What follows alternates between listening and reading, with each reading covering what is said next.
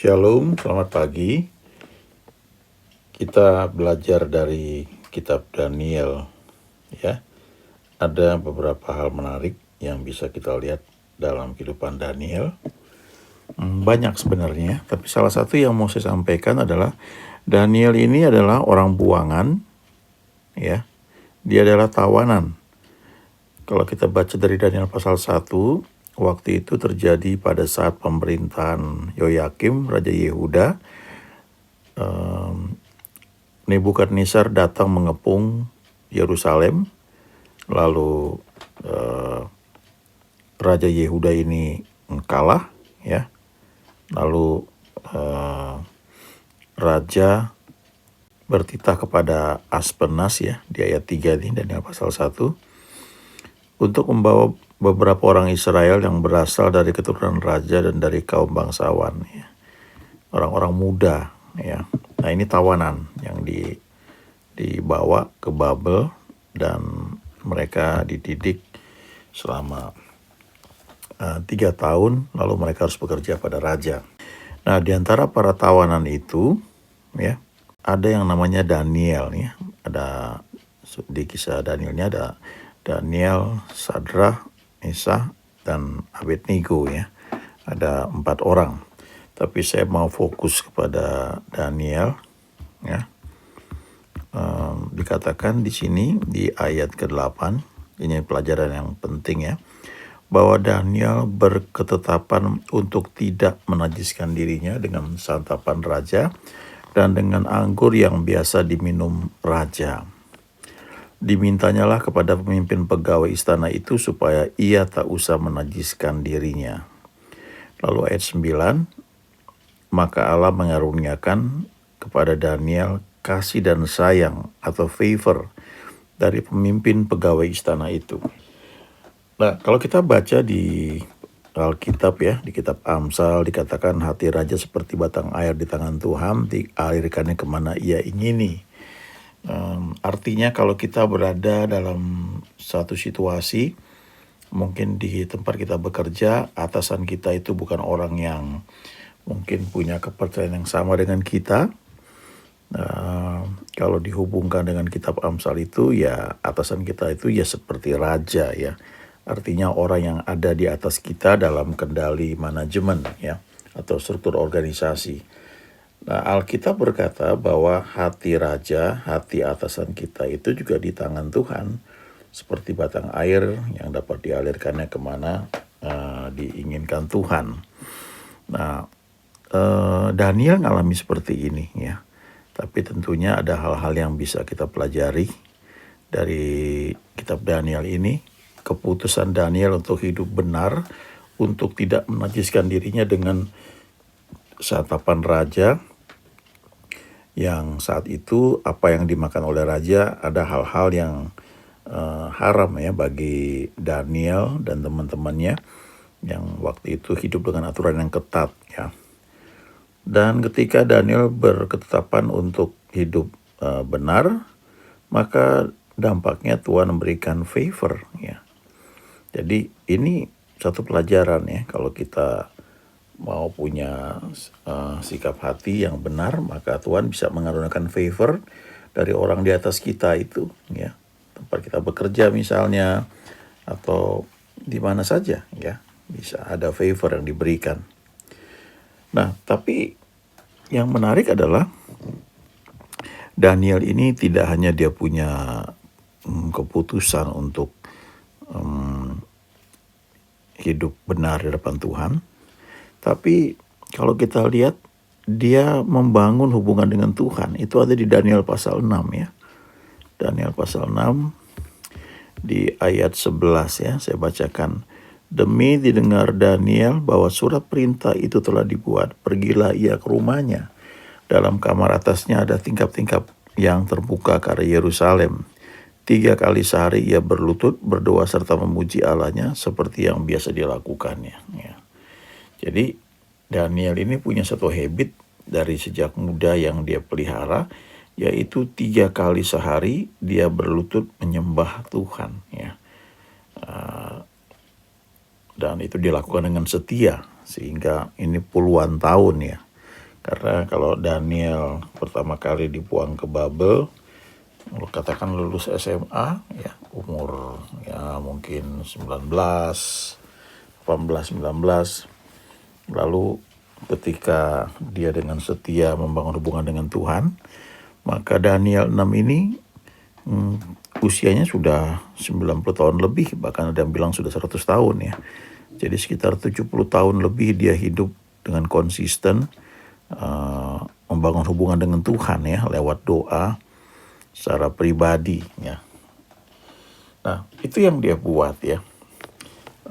Lalu satu lagi ya, kita bisa lihat itu di Daniel pasal 9 ya. Daniel pasal 9, kalau kita baca di ayat 1, ayat 2 ya, Daniel ini mengatakan bahwa dia memperhatikan dalam kumpulan kitab jumlah tahun yang menurut firman Tuhan kepada Nabi Yeremia akan berlaku atas timbunan puing Yerusalem, yakni 70 tahun. Jadi artinya Daniel ini dia concern tentang bangsanya ya, tentang negerinya. Jadi pertama tadi dikatakan dia punya sikap untuk hidup benar, tidak mau menajiskan dirinya dengan santapan raja. Yang kedua, dia membangun hubungan dengan Tuhan ya, konsisten. Lalu yang ketiga, dia tidak hidup hanya untuk dirinya sendiri, tapi dia concern tentang negerinya. Jadi dia membaca kitab yang ada, dia perhatikan firman yang Tuhan sampaikan lewat Nabi Yeremia ya. Dia itu tidak hanya membaca atau memperhatikan kitab yang ada ya, tapi dia hubungan dengan kejadian yang sedang dihadapi. Jadi dia hitung. Artinya begini loh, kalau zaman sekarang katakanlah sebagian orang kan belajar tentang akhir zaman ya, jadi membaca zaman, menilai zaman ini dengan firman Tuhan yang tercatat ya. Jadi memperkirakan ini kira-kira seperti apa ya. Tapi sebenarnya bukan soal hanya akhir zaman tentang kedatangan Tuhan Yesus yang kedua kali, tapi ini juga bisa bicara tentang kita tinggal katakanlah sekarang di Indonesia ya. Maka kita concern dengan negeri kita ya. Kita lihat berita sehari-hari, kita memperhatikan apa yang terjadi, situasi dunia. Lalu kita berdoa ya. Kita berdoa sehingga kita percaya ya bahwa doa kita itu Tuhan dengar. Negeri kita ini tetap aman. Tuhan karuniakan orang-orang yang takut akan Tuhan untuk menjadi leader, sehingga keputusan yang diambil adalah keputusan-keputusan yang tepat ya, yang membawa negeri ini selalu ada dalam berkat dan anugerah Tuhan. Nah, Daniel ini adalah salah satu contoh yang tepat ya, bagaimana orang buangan, tawanan ya, yang berada di negeri orang, karena Daniel ini kan orang buangan ya, termasuk ada banyak sebenarnya ya, tapi di Alkitab ini kita bisa melihat orang-orang buangan atau tawanan yang Tuhan pakai di negeri asing ya. Contohnya adalah Daniel, Sadrah, Mesakh, Abednego, juga Esther ya, Esther dan Mordekai. Nah, khusus mengenai Daniel, ini menarik karena kalau kita hubungkan dengan Yeremia 29 ayat 11, ini surat kepada orang-orang buangan ya, yang dikirim oleh Nabi Yeremia dari Yerusalem kepada tua-tua di antara orang-orang buangan ya. Ini kan terjadi sesudah orang-orang Israel ini, orang-orang pemuka Yehuda itu ditangkap ya dan dibawa ke Babel oleh Nebukadnezar. Nah, salah satu bagian dari surat yang dikirimkan oleh Nabi Yeremia itu ada di Yeremia 29 ayat 11 ya, ayat yang terkenal. Sebab aku ini mengetahui rancangan-rancangan apa yang ada padaku mengenai kamu. Demikianlah firman Tuhan, yaitu rancangan damai sejahtera dan bukan rancangan kecelakaan, untuk memberikan kepadamu hari depan yang penuh harapan. Nah, ini surat yang dikirim kepada orang-orang buangan ya, kepada para tawanan. Dan salah satu di antara orang-orang buangan itu adalah Daniel ya. Daniel ini dia menangkap ya pesan Tuhan. Jadi walaupun mungkin dia punya kerinduan untuk pulang ke kampung halaman ya, ke Yerusalem ya, tapi dia juga tahu Yerusalem itu kan baru saja diserbu ya, dikalahkan, dan yang orang-orang yang ada itu sebagian diangkut dalam pembuangan ya, termasuk dengan dia. Jadi dia memilih untuk bukan memilih mungkin ya, karena kan dia tawanan ya. Tapi artinya begini, itu sikap hati kan ya. Kadang-kadang kita berada di tempat yang mungkin gak nyaman. Kita seperti orang buangan, seperti Daniel ya, yang dipaksa ditangkap, dibawa pada satu kondisi. Tapi bagaimana sikap dia itu ya? Dia percaya bahwa Tuhan juga melindungi dia.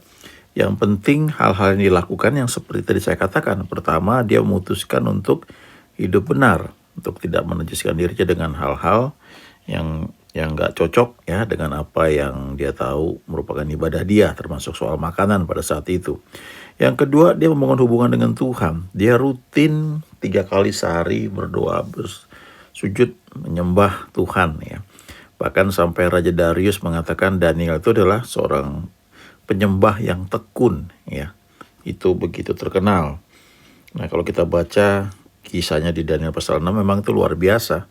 Raja Darius itu sampai mengakui Allah yang disembah oleh Daniel, dan kemudian memerintahkan supaya semua orang harus takut ya, kepada Allah yang disembah oleh Daniel.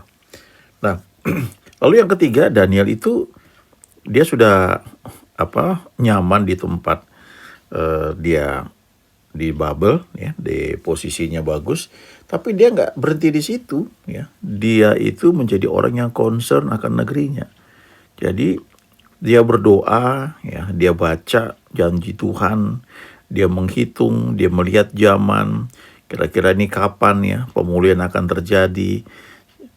Dia jadi seorang pendoa syafaat juga ya, buat negerinya, buat bangsanya. Nah, ini contoh yang baik sekali ya. Ya, dia orang buangan, dia nggak punya pilihan, tapi toh dia tahu dia menyembah Tuhan yang hidup. Dia memutuskan untuk hidup benar, dia membangun hubungan dengan Tuhan lewat pujian penyembahan dia secara rutin, secara pribadi. Dan yang ketiga, dia concern akan bangsanya, akan negerinya, sehingga dia mendoakannya. Ya, dia berdoa dengan melihat ya janji Tuhan itu seperti apa. Nah, ini aplikasi yang baik sekali yang bisa kita tiru ya. Simple sekali ya, dimanapun kita berada. Saya kira kalaupun ada, mungkin jarang sekali orang yang punya masalah, punya keadaan seperti Daniel ya. Kita percaya firman Tuhan itu berlaku umum ya, artinya segala zaman ya, dimanapun. Kalau kita percaya firman Tuhan dan Roh Kudus menuntun kita ayat mana yang itu menjadi rema, maka itu berlaku ya. Perlindungan Tuhan itu berlaku. Entah kita ada di bagian dunia yang aman atau di tengah situasi yang gak nyaman, tetap Tuhan bisa melindungi kita ya. Nah, sekarang aplikasinya buat kita khususnya di Indonesia ya. Kita melihat bahwa situasi dunia ini saat ini bukan enak ya, bukan baik gitu. Kita melihat harga-harga sedang naik ya, krisis karena perang ya. Kemudian kita bersyukur ya, masa pandemi itu sudah mulai menyusut ya, mulai menghilang. Dan walaupun masih ada 1-2 ya beberapa tempat perlu dikendalikan, tapi dibanding setahun 2 tahun yang lalu ini sudah membaik ya. Tapi di sisi lain kan tantangan juga masih ada ya. Soal perang yang ada ya, kemudian suplai kebutuhan akan makanan. Nah, itu hal-hal yang kita perlu juga doakan ya. Kita membaca akhir zaman, tanda-tanda zaman seperti apa, tapi kita juga berdoa buat negeri kita ya, supaya seperti Daniel ya, dia ditempatkan di pemerintahan, dia berperan dengan sangat baik dalam tuntunan Tuhan, sehingga ketika kita baca di Daniel pasal 9 dan Daniel pasal 10, itu malaikat Tuhan berkata bahwa Daniel ini orang yang sangat dikasihi ya oleh Tuhan. Dan kemudian malaikat itu memberitahu apa yang akan terjadi pada hari-hari terakhir, yang ketika Daniel ini mencari tahu tentang bangsanya juga seperti apa, nih malaikat memberi penjelasan ya pada Daniel. Tapi kemudian di Daniel pasal terakhir, pasal 12 ya ayat 4, malaikat Tuhan ini bilang, Daniel, sembunyikanlah segala firman itu dan meteraikanlah kitab itu sampai pada akhir zaman. Banyak orang akan menyelidikinya dan pengetahuan akan bertambah. Lalu ada lagi conversation ya, percakapan Daniel dengan malaikat. Tapi terakhir dikatakan bahwa Daniel, pergilah sampai tiba akhir zaman dan engkau akan beristirahat dan akan bangkit untuk mendapat bagianmu pada kesudahan zaman. Ini satu contoh tokoh yang luar biasa ya. Dia bukan full timer, dia bukan pendeta, dia bukan orang yang khusus melayani Tuhan seperti ada di perjanjian lama ya, kayak orang-orang Lewi seperti itu ya, tapi dia ini adalah orang buangan ya, orang kerja dan tawanan, orang buangan di negeri asing. Tapi toh dengan 3 prinsip sederhana yang kita lihat tadi, bahwa dia memutuskan untuk hidup benar ya, dan akibatnya Tuhan berikan favor bagi dia. Yang kedua, dia membangun hubungan dengan Tuhan ya, begitu kuatnya dia membangun hubungan lewat pujian penyembahan dengan tekun, sampai Raja Darius itu menyebut Daniel ini adalah seorang yang suka menyembah Tuhan ya dengan tekun ya. Itu luar biasa. Dan yang ketiga, Daniel ini concern ya, peduli akan negerinya. Dia mendoakan, dia lihat situasi, kalau bahasa sekarang ini, dia lihat perkembangan zaman, dia lihat berita apa yang terjadi, situasi keamanan, situasi politik, situasi ekonomi, lalu dia cocokkan, dia lihat dengan tanda-tanda zaman di firman Tuhan ya, janji Tuhan, lalu dia berdoa, dia mohon pengertian. Dan kita lihat ini orang yang bukan full timer, bisa bercakap-cakap dengan malaikat dengan detail sekali. Ada banyak hal yang diberitahukan kepada Daniel. Dan salah satu yang menurut saya sangat luar biasa adalah ketika malaikat berkata, Daniel ini orang yang sangat dikasihi. Itu luar biasa loh ya. Satu hal yang menunjukkan bahwa kalau kita mau ya, dan Tuhan pasti mau ya, kita bisa mengalami janji-janji Tuhan seperti yang Daniel alami, sekalipun berada di situasi yang mungkin nampaknya mustahil ya. Tapi Alkitab mencatat Daniel bisa ya melalui masa-masa seperti yang kelihatannya nggak ada pengharapan, tapi toh dia 3 atau 4 pemerintahan, dia tetap di atas, menjadi orang yang penting dalam pemerintahan. Tidak hanya itu dia nikmati, tapi dia juga berdampak bagi negerinya ya, bagi bangsanya ya. Kiranya ini menjadi satu prinsip dalam hidup kita ya, untuk memutuskan hidup benar bagi Tuhan, dan akibatnya kita akan menikmati favor. Yang kedua, kita bangun hubungan dengan Tuhan ya, lewat pujian penyembahan secara konsisten, lewat baca firman Tuhan. Dan yang ketiga, kita menjadi pendoa syafaat ya bagi negeri kita.